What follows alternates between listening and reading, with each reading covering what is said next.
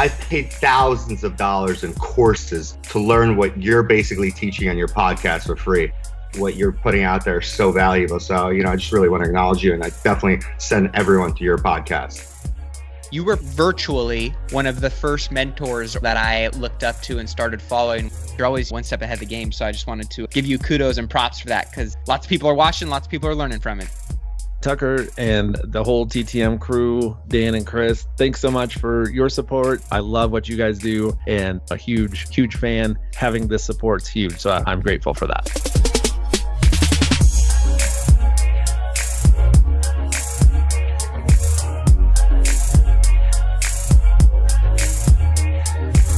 What's up, everybody out there in listener land?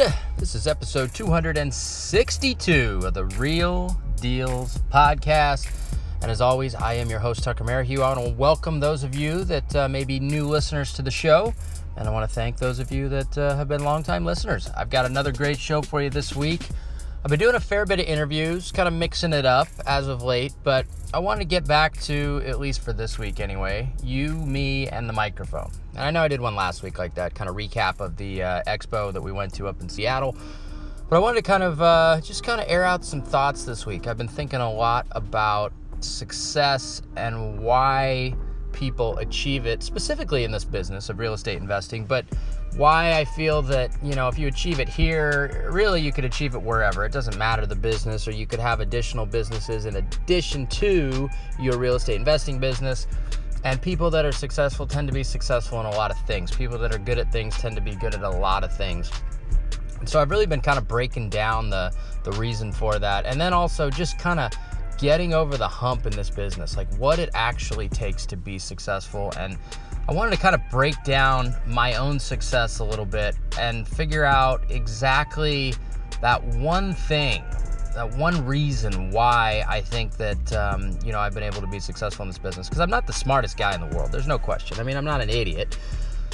And I'd say I'm probably, I don't know. Who knows? I'm probably a little bit on the, if there was a middle line and one side's idiot and one side's genius, I'm slightly over the line towards the smarter side, but I'm definitely not in anywhere near the genius category, that's for sure. I know numbers pretty well, but outside of that, and socially, I know, social interactions pretty well, but outside of that, I'm no genius, that's for sure. But there's reasons why people that are, even if they fall slightly on the other side of the line towards moron or idiot, they're still successful, right?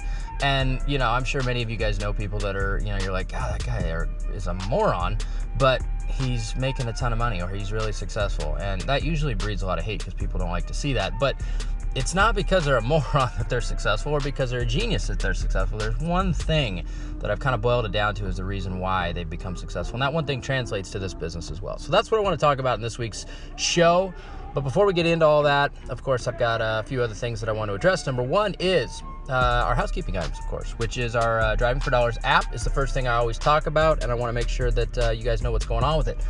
We've had a lot of users jump on the platform as of late, which is awesome. We actually have an article coming out in the Wall Street Journal this next week, or so I've been told, that talks about how Uber and Lyft drivers are using the app, our app specifically, to basically find properties for investment companies. There's a company out of Atlanta, I don't know, maybe you guys listen to the show, that's been using Uber and Lyft drivers, and they've been using our app then to identify these properties and basically create a list that then the real estate investment company can access and start their marketing machine to. But they've been leveraging the ride-sharing economy to find these types of properties. And so the Wall Street Journal kind of stumbled upon this, and then they stumbled upon the technology that they were using to do it. And then, of course, they called me. And so we did an interview on Monday, and at first I was like, well, I don't know, is it going to be a positive piece, as I think I mentioned in the last show, or is it going to be a hit piece of like, well, your technology is what's providing the ability to get all this contact information for, normal homeowners that some people feel is private information, but really it's public information. So I didn't know if it was going to be a hit piece or a positive piece. As it turns out, it was a positive piece, or at least so he says. So anyway, we'll see when once it comes out. But all of this preamble is to tell you guys that this week we are releasing the new tiered pricing model. So there'll be a $20 a month subscription option for those of you guys that use it as most people do, which is a little more sparingly and not huge list building at any given time. So that'll be a cool option for you guys, and then it goes up from there depending on how big of a list you're going to build in any given month, and then you can toggle between the tiers depending on how much list building you're going to be doing on that given month. So it's a cool feature. I think it makes it a better app for you guys as users, and of course it makes it better for us because we don't have those guys out there that are basically have 8,000 Lyft drivers combing the city, pulling every piece of data that they possibly can on our dime. So that's it's the world of software, folks. You got to try things in order to know what works, what doesn't work, and how human nature kind of gets the best of humans sometimes. So anyway, that's a new pricing model. I think it makes it a better product for everybody, but it rolls out this week. For those of you guys that are on the existing pricing model, it will get phased out within the next month, and so we'll send out a bunch of information on how that all is going to work. Second thing I want to mention is for those of you guys that have been listening for a while, or maybe you're new to the show, you've heard about our DFA, which is basically our Deal Finders Academy. We refer to it as the DFA.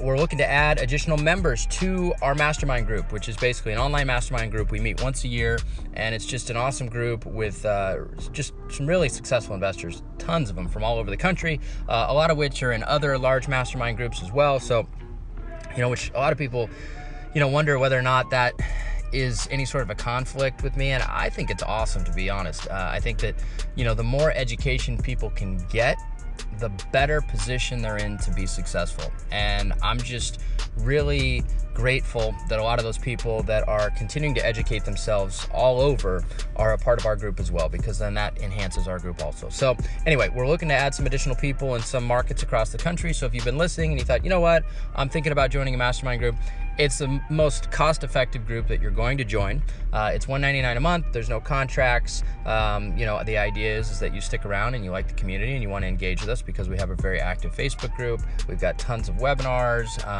all kinds of just really cool stuff that has been built up over the last 5 years. But most importantly, you get to rub virtual elbows with 100 and some odd of the best investors from across the country on a daily basis. So reach out to us if you're interested in joining. We'd love to have you, and it's been a great group. We're going on 5 years now, going strong. So those are the two housekeeping items I wanted to address. The next thing that I wanted to mention is what's up with me and TTM over the course of the past week. So we've had a couple of big things go on. Number one is we listed a renovation project that was probably our biggest transformation to date. The house was ugly, and when I say ugly, I mean fugly ugly when we bought it. And we did a lot. We cut down like 11 trees that almost looked like the trees were eating the house initially. Fortunately, we were in a part of Lake Oswego that's county, not city, so we didn't have to go through all the crazy, tree nut job approvals that has to happen if you're in the city of Lake Oswego. So we got to cut 11 trees, and, I'm a tree killer, I guess. But the neighbors actually, surprisingly, were happy about it, which is a first here in Portland.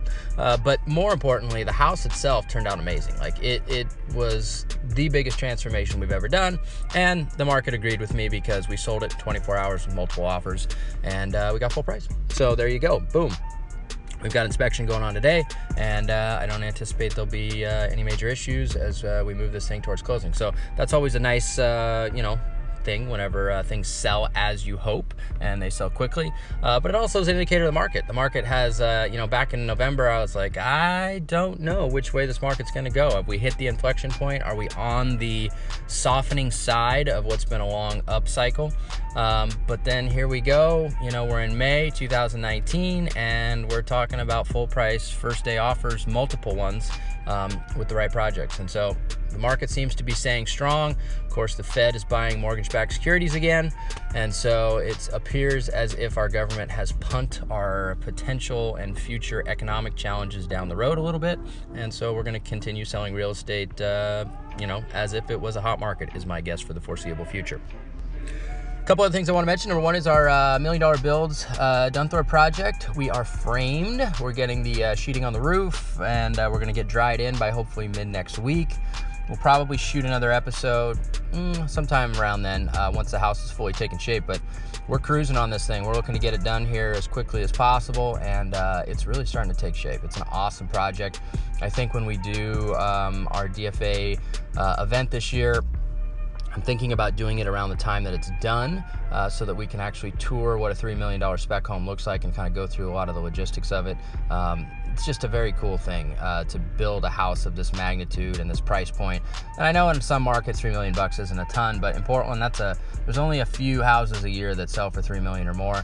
And I think that we've got one of them that will go down this year. Hopefully we'll sell it really quickly as well. But the feel of this thing is just awesome. It's really turning into an amazing, very grand feeling house. And of course the floor plan is amazing because we designed it 6 years ago, and it won Best Floor Plan in America by Builder Magazine for houses over 5,000 square feet. So it definitely is a great plan, but once it actually starts to take shape, it's exciting. So we're cruising on that. Went on a new appointment this week. Really interesting one too. This house had I met the guy, a bunch of holes were kicked in the walls, holes kicked in the doors, sheetrock ripped off the walls. It was quasi hoarder house. And the guy had told me that his daughter had special needs, and that was the reason for the whole thing. And he was the only one giving me the tour at the time. And as it turns out, we were looking at a house down the street, and I got some insider information from some other people on the street that his daughter was actually an invalid, which essentially means that, she's in a wheelchair and she can't really do anything on her own. And so I went into this house where it looks like somebody's got some massive anger problems, like beyond counseling type anger problems. But he had blamed it on his daughter who, basically can't even feed herself. So I don't know what's going on there. I left there after I found that out. I was like, that's weird. And that was a much stranger appointment than it appeared on face value. Obviously the house, I was kind of like, what the fuck is going on in here? But he tried to kind of smooth it over with blaming it on his quote unquote special needs daughter. But the reality is that I don't know that anybody could have done that damage other than a grown man based on face value, now knowing what I know. So anyway, interesting appointment, but hey, that's the direct-to-seller world, as I mentioned to many of you guys that went to the expo and saw my presentation. One other thing of note, and I'll mention this in the main topic as well, we are in talks. We are in talks, serious talks this time, with CNBC for a series that is profit-like in terms of, the structure, but for real estate. And so, we've been going at this for a long time to see if we can take a show concept that fits within a box of risk mitigation for networks, but is also a real structure, as in you guys look at it and you go, you know what, that makes sense, as opposed to a lot of the shows you look at where it just makes no sense. They over-improve the house, the deed where some guy invests in random properties, and if you look at the math behind it, it makes no sense. Like logistically, it's just all for show. We wanted to do a show that actually logistically makes sense, that is scalable and is entertaining and educational at the same time. And I think we found it. And CNBC they like what they see in me, and we just have to kind of refine a concept that fits within their box, but also fits within our brand. And I think we're close, so I'll keep you guys posted on that. And one last thing I want to mention. I had a conversation with my good friend Justin Silverio, and there's a particular group on Facebook that will remain nameless that I was added to. And I'll preface this with, I don't have a dog in the fight. I really don't care one way or the other whether I'm part of this group or not. But he got booted out of the group. And he got booted because, under the guise of they only want to have one type of service provider for different services within the group. But the initial reason the group was put together is because they wanted to put together kind of all of the influencers and big hitters in this, real estate investing space under one umbrella, so that they could all talk to each other, which seemed like a good idea. But now it's morphing into, sorry, you don't make the cut, and he got booted out. So I know, he didn't know I was going to talk about this, but I kind of feel like that's a little bit of bullshit. So I thought I'd throw that out there, and I think that, you guys, you got to understand that at a certain point, everybody's kind of out for profit in this business, right? We charge for being a part of our Deal Funders Academy, which, we have a Facebook group, but we're very forthright about it. There is very little that people do on an ongoing basis just for good. That's the reality of it, because at a certain point, masterminds, groups, things like that, if they don't make money, they don't stay together. That's just the reality of 5 years of running groups like this, seeing groups like this start up. And so, I don't know, it just kind of frustrated me that he got the boot, because it was on a good trajectory. There was a lot of good information shared in the group, but now they're curating the people that are in it so that ultimately there's some sort of profit or money exchanging hands. Otherwise, they wouldn't kick people out like this. So I think it's bullshit. That's my public statement, opinion on it. But again, I don't have a dog in the fight, and I really don't give a flying you-know-what either way, whether, I'm a part of it or not. So anyway, hopefully they let him back in, because I think it would be the right thing to do. All right, so that's it. That's all my rant. That's all my information, what's going on with me. Let's get into the main topic and talk about success. All right, Real Dealz podcast listeners, I want to talk quickly about our show's sponsor, Iron Bridge Lending. If you guys have not reached out to Iron Bridge already to talk to them about funding some of your upcoming flip projects, I highly encourage you to do so. I've known the owner of Iron Bridge for a very long time. I've personally borrowed millions of dollars from them over the years to do a number of different projects, and I can say without a doubt, they are the best hard money lending company I have ever come across, and that is the reason why they are the sole sponsor of this show. I've had a lot of other companies reach out to me and want to sponsor this show, but I just won't do it. I feel like I need to be genuine in who we have sponsoring the show, and it needs to be somebody that I've personally done a ton of business with. So I personally vouch for their ability to be the best, hands down, in the world of hard money lending. You won't find better programs, you won't find better terms, and they're lending or will be lending in over 20 states. So chances are, if you're hearing this in whatever state you're in, it's definitely worth it to check out their website, reach out to them, see if they're lending in your state, and if they are, I would absolutely encourage you to do business with them. Another very cool thing to note is that they have a program for most rehabs where you can actually borrow up to 90% of the purchase price. Now, this is given the fact that you are actually buying a deal, which if you're listening to the show, that means you probably are. But if you have an actual deal on the table, they'll fund up to 90% of your purchase price, and they'll even give you rehab funds on top of that, which means that it only takes 10% down to get into a project, which is unbelievable in the hard money world. So do yourself a favor, reach out to Iron Bridge Lending, have a conversation with them, see if they're a good fit for you and for your next project. I can guarantee you that you'll be happy that you did. All right, let's talk main topic, guys. And as I said in the intro, this week's main topic, I want to dissect success, not only in this business, but just in life in general. And I've done a show on, what makes people successful before, but I really think that it boils down to one thing. As I do more kind of one-on-one consulting and coaching, it causes you to reflect a little more, not only on the people that you're helping, but yourself as well. And, I'm kind of been doing a little more reading on success and kind of, I won't say self-help, but just what it is that gets people over the hump in life. Because there's a lot of people, whether it be real estate investing or otherwise, they just don't get over the hump. They just stay, stagnant with their lot in life. And, I'm kind of a student of the game in terms of trying to figure out, okay, why is that the case? Like, why can't some people progress in life while others stay stagnant? And I think it really boils down to one thing. And I want to kind of talk about that here real quick. And so, or maybe not real quick. I don't do anything really quickly on the microphone, but I want to talk about it. So there's a story. It's from Napoleon Hill's Think and Grow Rich. It's called 3 Feet from Gold. You guys are all pretty familiar with it, so I don't want to quote it verbatim or tell the story verbatim. But the essence of the story is that generally people quit not only too soon, but too easily. And they'll quit right at the point right before they actually get success. And so I thought about this as I was kind of reading this past week, and I thought about, all the success that I've had in this business, which I still have a long way to go. I'm not sitting at the pinnacle of, what I think my potential is by any means.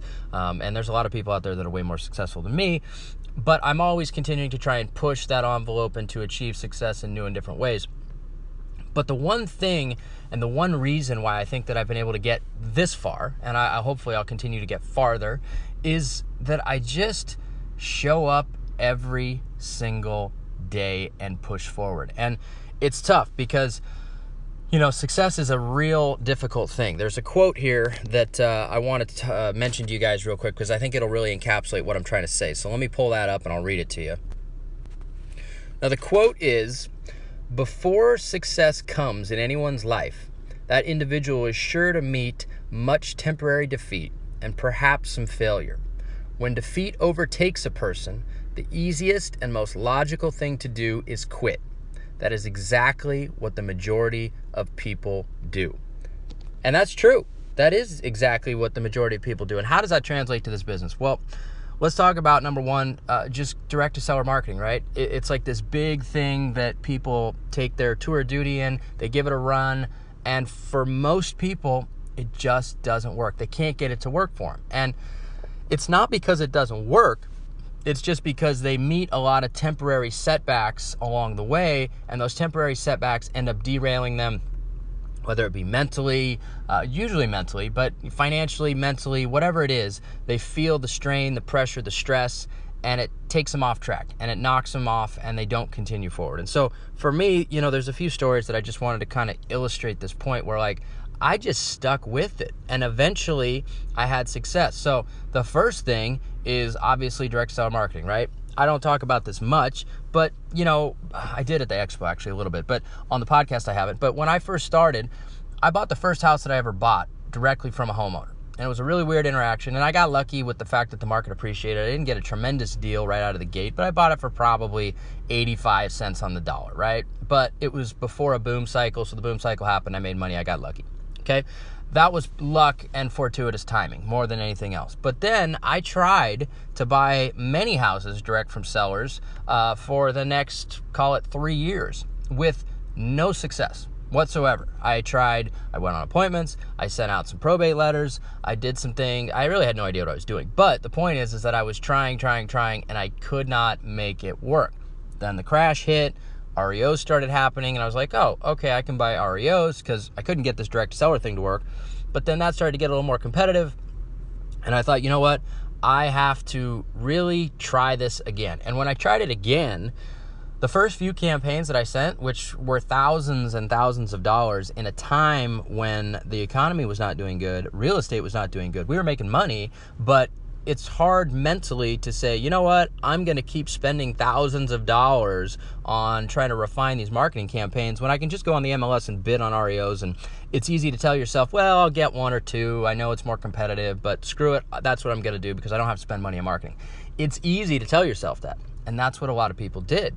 And a lot of people either didn't go down the road of direct seller marketing or they got derailed just like I almost did, because I spent, literally there was one postcard campaign I sent, and if I look back at the postcards I sent, they were absolutely god-awful terrible. The message was convoluted, the piece was terrible, the list was terrible, and I blasted a ton of them at once. It was all the things that you absolutely should not do when you get into this game of direct seller marketing.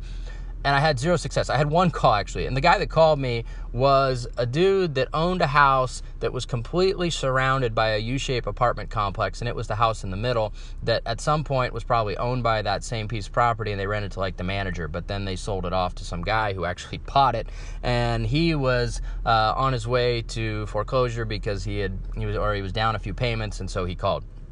And it would have been a short sale, it would have been a weird property, it was a goofy house, it was in a terrible location for reselling as a house. It was like the worst lead you could possibly get after spending thousands and thousands of dollars on a direct mail campaign. And so that didn't work. Then I sent out, tried some yellow letters, and the first message I got on that somebody left was they basically were going to kill me with a blunt object, which would have derailed most people, especially when you're kind of a solopreneur, you don't have anybody to bounce that off of, and nobody's out there saying, guess what, it happens to all of us, don't worry about it. But I just kept going and kept going. And then shortly thereafter, I did a campaign where I got a call from a guy. It wasn't a deal right away, but he said, call me back on this date. And I wrote it down. And I called him back on that date. And he said, you know what? You call me back on that date. I'll meet you at the house. Let's see if we can put something together. And I met him at the house. He had another offer. He had other people interested because it was in a very hot part of Northwest Portland, up in the Portland West Hills. But he said, you know what? You did exactly what I asked you to do, which is rare that people actually acknowledge that and they, give you anything for it. And he didn't really give me anything. He sold me the house. But he acknowledged the fact that I did what I said I was going to do. I stuck with it. I called him on that day. We ended up buying that deal. We made $140,000 after hard money costs and everything else. And it was a high dollar deal, but that was it. That was the moment where I was like, you know what? This shit works. But the reason why it worked is because I went through a lot of mental adversity, financial strain, and just not knowing to get there. So that was, a big thing for me, in terms of just, I stuck with it. I just kept going. I was 3 feet from gold, I will say, quote unquote, in terms of figuring out this world of direct seller marketing. But I didn't know that. I didn't know if I could get this to work, but I just kept going with it, and boom, it hit. And when it hit, that was like, okay, proof of concept. Now it's easy to continue moving forward, continue doing this. And that's what I did. And here we are, 9 years, 10 years later, right? And that's what we're doing. So and that's how we get virtually all of our deals. So that was, one example. Another is building our Driving for Dollars app. Many of you guys don't know that, we had some initial developers that, said they could build it. They built a janky version of it. We had overseas coders. We had some guy that was here who was really just a huckster and really just a kind of a POS when it comes down to it. And he said he could do more than he could do, and his guys, their coding abilities were not great. And we spent a ton of money building out a technology back when, apps were newer, that we had to completely scrap. We had to scrap the whole damn thing, which was a very costly learning experience. Then we engaged in another company that said that they could do it. They were here, in Portland, and, they were a great company, but they were a company that was built to make themselves a lot of money and not to allow the apps that they build to ever succeed, because they had huge retainers and this and that. And so we had to fight through all this stuff to figure out, how can we, as a real estate investment company, first and foremost, have a technology side without having full-time app developers on staff and having to raise money or put up tons of money to be able to, cover overhead and salaries and all these things on an ongoing basis. How do we do this, right? How do we do this? Most people would have quit at the first build being just a complete piece that we had to totally rebuild, or then trying to find somebody that was reasonably priced that we could fit into our team as an independent contractor. And then we did. We found one, and the guy's awesome. He built Rent.com's app. He's a phenomenal dude, and he knows his stuff really well, and he's just a great addition to our team. But the reason why the app is what it is today, and many of you guys use it, is because, again, I just kept persevering. And it's still got a ways to go in terms of growing and things that we want to do with it, and the technologies and data that we can kind of, API into this thing. We still got a long ways to go, but my point is that we've come a long ways too. And sometimes you have to reflect on that. And coming that long ways, a lot of people would have quit. They really would have. I mean, I had lunch with the Deal Machine guys while I was at the Pacific Northwest Expo. Nice guys, but they are software developers first and foremost. They weren't real estate investors, right? So it's a lot easier for him to be in that world, and then he's trying to straddle into our world as real estate investors. And so he hasn't faced nearly the challenges that I've faced trying to be a real estate investor first and foremost, and a software, SaaS company owner second. Very difficult thing to do, and we've done it. But the reason why we've done it is because I just don't quit. I keep coming every single day. And maybe some of you guys watch this show. It's an awesome show. It's called Billions. It's on Showtime. And there was a quote that the dad of the quote-unquote villain, that's the attorney general for the state of New York now on the show, he was like, sometimes you don't have to be the best to win. You just have to outlast everybody else, right? And that's just kind of how I look at everything I do. And we try and be the best, of course, but I know that I can outlast everybody in everything that we do. I can just keep coming.